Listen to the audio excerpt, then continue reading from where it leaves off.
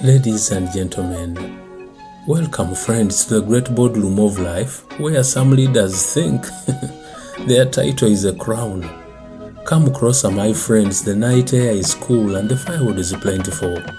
Tonight, let's not talk about chiefs of old, but about the modern chiefs we call administrators and leaders.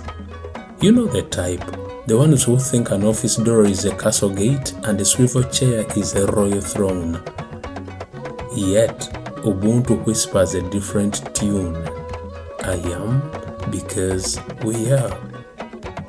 Imagine a chief who eats alone while the village starves. His belly may swell, but so will the whispers against him. Authentic leadership is not measured by how loudly you command, but by how many rise when you raise your hand. Ubuntu laughs gently and says, leadership is not a solo performance, it's a choir.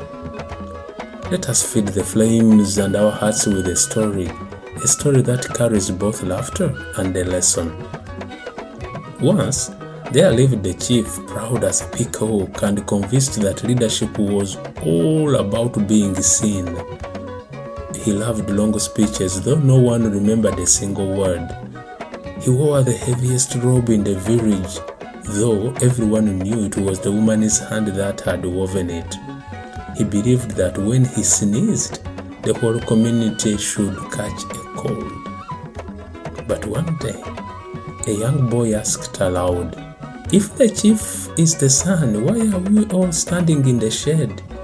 The people chuckled, and the chief laughed too, thinking the boy was praising him. Yet, grandmother beside the fire said, "Child, remember this, a sun that shines only on itself is just a candle wasting away." That, my friends, is where Ubuntu enters the story. Ubuntu whispers, I am because we are.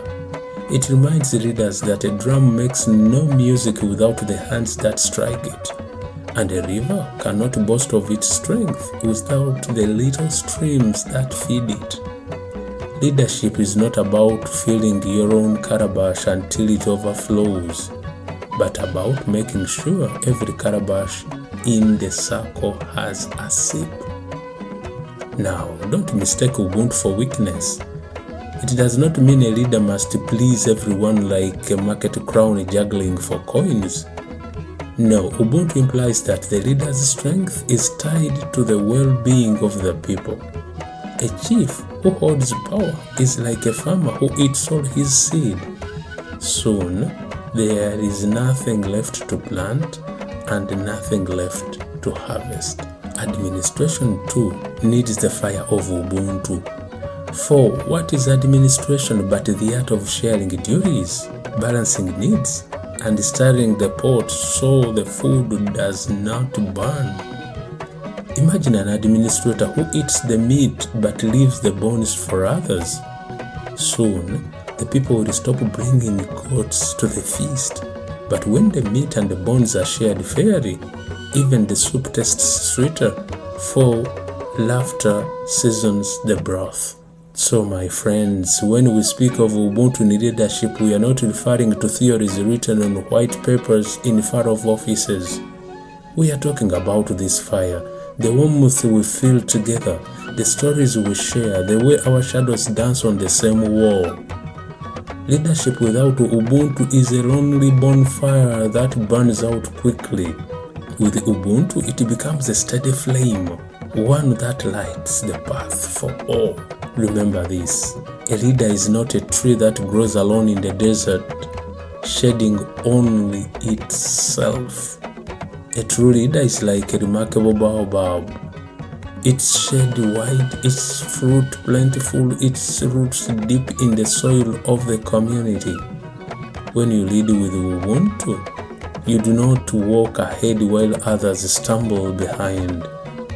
You walk together because the journey is long and the fire burns brighter when many hands gather the wood.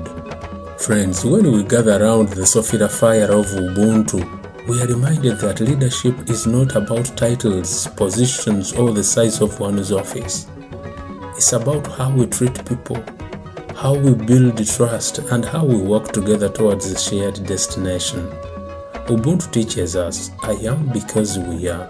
Without that spirit, leadership becomes noise. With Ubuntu, leadership becomes harmony. Imagine a leader who barks at everyone like a hungry dog at the market. The people may obey out of fear, but in their hearts they silently hope the dog chokes on its own bone. Ubuntu teaches otherwise. Treat people as fellow travelers, not as luggage to be carried and tossed aside. A little respect oils the wheels of work far better than 1,000 threats. Without Ubuntu, an organization is like a bus where only the driver knows the destination, leaving everyone else staring blankly out the window. Some leaders mistake communication for endless talking, filling meetings where their voice alone becomes the agenda. But Ubuntu reminds us, communication is a drum. Strike only one side and the sound is hollow. Accurate communication listens as much as it speaks, otherwise it's just speeches delivered to empty chairs. Leaders who hold every task like misers clutching coins soon collapse under the weight of their own importance. Ubuntu chuckles and says, if you try to cook the stew, sweep the yard, and play the drum all at once, don't be surprised when the stew burns, the yard grows wild, and the drum gathers dust. Delegation is not a weakness, it's a form of trust in action. Trust itself is the rope that holds the roof of the heart. Break it and the rain falls on everyone's head, the leader included. Ubuntu whispers, trust people and they will trust you back. Distrust everyone and soon you will be left shining alone guarding nothing. Too often, leaders fear developing their people, worried they will outshine them. However, this is akin to a farmer refusing to water young trees for fear they will grow taller. Ubuntu laughs and says, better a forest that offers shade than a lone tree struck by lightning. When you invest in people, they invest in the organization. And finally, ladies and gentlemen, collaboration. Leaders who must always be the smartest in the room usually prove to be the loneliest. Ubuntu says, if you want to go fast, go alone. If you want to go far, go together. Collaboration is not everyone singing the same note. It's a choir, each voice adding harmony. So my friends, let us remember, leadership without Ubuntu is like drinking soup with a fork. You may make noise, but you will stay hungry. With Ubuntu, leadership becomes a feast where everyone leaves the table fulfilled and nourished. For in the end, a leader's greatness is not measured by how far ahead they stand, but how many people stand with them. So my friends, when you return to your offices, classrooms, or boardrooms, remember this fire. Leadership without Ubuntu is like drinking soup with a fork. You may make noise, but you will stay hungry. With Ubuntu, even plain water tastes like a feast because it is shared. Thank you, my friends, for listening. We'll meet again next time.